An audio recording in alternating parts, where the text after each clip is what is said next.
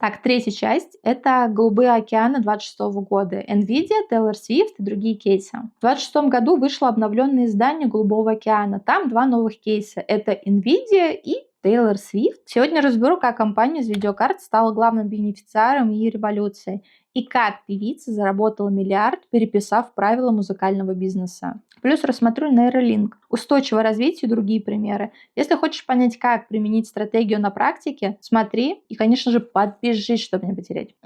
Первый пример — это NVIDIA, как они из видеокарт перешли в лидеры и революция. NVIDIA — это классический пример ценностной инновации. Раньше они делали видеокарты для геймеров. То есть это у нас Красный океан. AMD, Intel и куча других игроков. Все борются за частоту кадров, за графику, за цену. Но они посмотрели шире. Их чипы оказались идеальны для параллельных вычислений. То есть ишки как раз требуют именно этого. Что они сделали? Они не бросили игровой рынок, но сместили фокус. Они создали платформу CUDA, которая стала стандартом для разработчиков. Пошли в дата-центры, автономные машины, научные вычисления. Результат — это капитализация зашкаливает, конкуренты пытаются догнать, но они уже отстали на годы. Соответственно, задайте себе вопрос, где еще можно применить твою технологию, твои компетенции, твой продукт, в какой смежной отрасли. Второй кейс рассмотрим — это Taylor Swift, или как она переписала правила игры. Смотрите, музыкальный бизнес — это Красный океан, где все друг друга копируют, лейблы душат артистов, стриминги, платят какие-то там копейки. А Taylor Swift сделала следующее. Она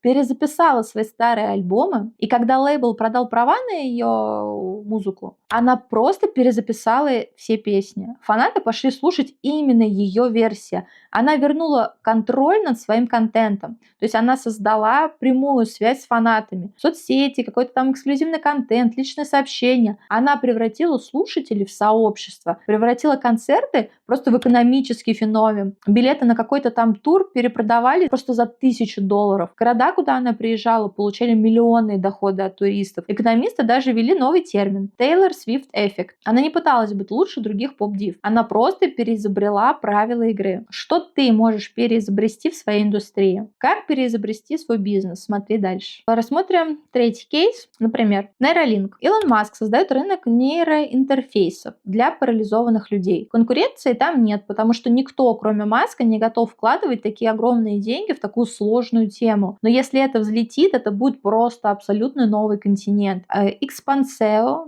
короче, я не знаю, как они правильно называются, но это такой российский стартап, который делает умные контактные линзы, то есть дополненная реальность прямо в глазу. Рынка нету, они его создают. Что их объединяет? Они не спрашивают, как же нам отжать долю у конкурентов. Они спрашивают, что люди захотят через 5-10 лет. Ты можешь не быть Маском, но принцип тот же, смотри в будущее. Устойчивость как новый океан. Помните, раньше зеленое было уделом хиппи. Сейчас 73% потребителей готовы платить больше за устойчивые бренды. Например, есть такой бренд Патагония. Они построили бизнес на том, что не стыдят людей за покупки. Помните тот эффект сверхпотребления? Патагония реально заботится о планете. Они ремонтируют одежду, принимают старую, жертвуют деньги на экологию.